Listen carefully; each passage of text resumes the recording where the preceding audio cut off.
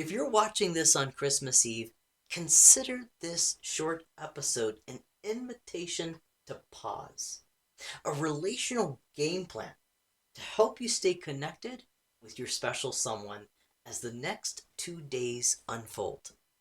You don't have to fix anything, just take a moment to reflect and decide how you want to show up. Before Christmas gets busy, I encourage you to set your intentions for today and tomorrow. Ask yourself these four reflective questions. Where might stress or tension realistically show up today? What expectations, spoken or unspoken, might create added pressure? What are some ways that my partner will likely need some help or support? And how might stress show up differently for me than it would for them? Being able to recognize when you're experiencing added stress creates awareness before the shit hits the fan. That awareness gives you more options to respond wisely over reacting poorly. It helps protect the relationship in those moments that might otherwise escalate things. And as you're reflecting, remember that stress will be present. Not just for you, but also for your partner and possibly for those arriving to share the day with you. Whether from preparing your home, hosting the family, navigating the in laws, managing last minute details, or anticipating that unresolved conflict, awareness and understanding go a long way as the day unfolds. Now, through a gender intelligence perspective, it's helpful to remember that men and women cope with stress differently. Many women naturally try to reduce their cortisol levels through connection, talking things through, sharing feelings, feeling heard and understood. Many men will naturally try to decrease their cortisol levels through creating space, retreating inward, going in their cave to restore their sense of autonomy. Now, these differences aren't signs of disconnection. They're simply different ways the nervous system seeks relief. And understanding these dynamics will help prevent unnecessary tension. Research and real world trends consistently show that the stress of the Christmas season can strain even the strongest relationships, often amplifying unresolved tension, financial pressures, and unmet expectations. While many couples will try and hold things together through the holidays, separations and divorce filings tend to rise in the weeks and months that follow, suggesting that seasonal stress doesn't necessarily create new problems, it merely exposes what's beneath the surface. But those patterns don't have to define your relationship. With awareness and intention, you can choose to respond differently. And that's exactly what this three-part Christmas challenge is designed to support. The first part of this Christmas challenge is to stay connected with your partner. What do I mean by that? As Christmas unfolds, couples may find themselves carrying more expectations, more responsibilities, more emotional strain without consciously being aware. Staying connected means choosing the relationship before the reactions take over. Today, prioritize connection over defensiveness, support over scorekeeping, and curiosity over assumptions. This is going to be also a day to serve your partner and your family intentionally.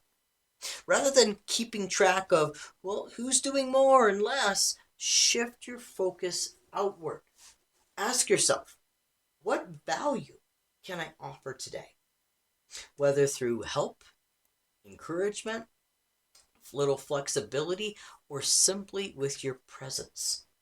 Now, just as importantly, offer your partner patience and understanding. They may be carrying more stress than you realize. And when your partner slips up, reacts negatively, uh, defensively, misses the mark, respond with the same patience you would hope to receive. At some point, ask your partner this specific question: what can I do to better support you today? Listen without defending, serve without scorekeeping, and respond with patience when that stress shows up. You see, when service is offered freely, connection has a chance to deepen. When contribution becomes the focus of the relationship, it becomes stronger than the stress that's presented to it. Now, the next part of this Christmas challenge is to stay present with your family.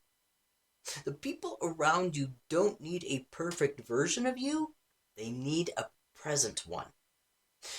Staying present means putting distractions aside when possible, offering your full attention to the people in front of you. Put your phone down, maintain eye contact, show genuine interest over being polite or amicable. Remember that family members and guests may be just as stressed as you are. They're carrying that emotional weight of hosting pressures, family histories, drama with other family members, or they may just be downright exhausted. Those factors will also quietly shape how they show up. But remember, presence creates safety. Awareness and attention creates warmth. Long after the day ends, people won't remember how perfect things were. They'll remember how they felt while being with you. Now, the third part of this Christmas challenge is to keep your arrows facing outward. What do I mean by that?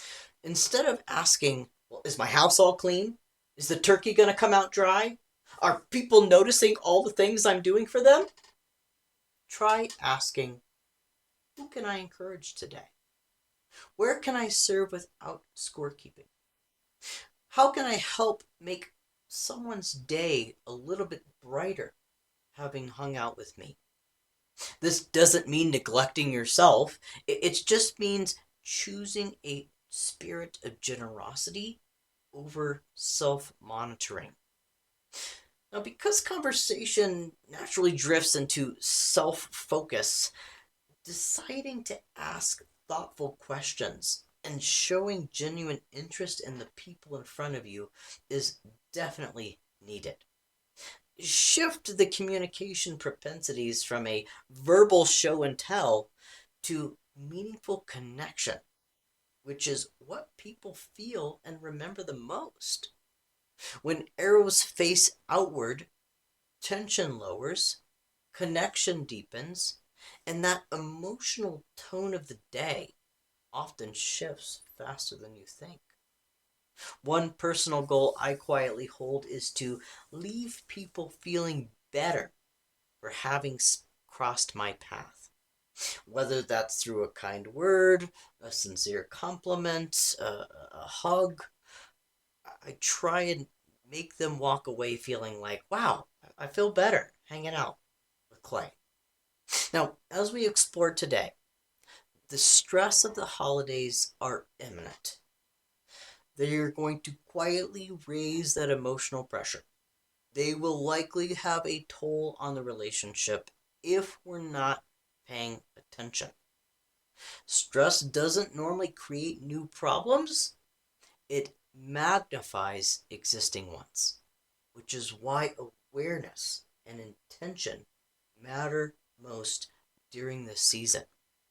By staying connected to your partner, remaining present with your family, and keeping your arrows facing outward, you move from self protection to contribution. Now, the returns of this investment are significant: less defensiveness, added warmth, deeper connection, a Christmas that feels safer, lighter, and more meaningful for everyone involved.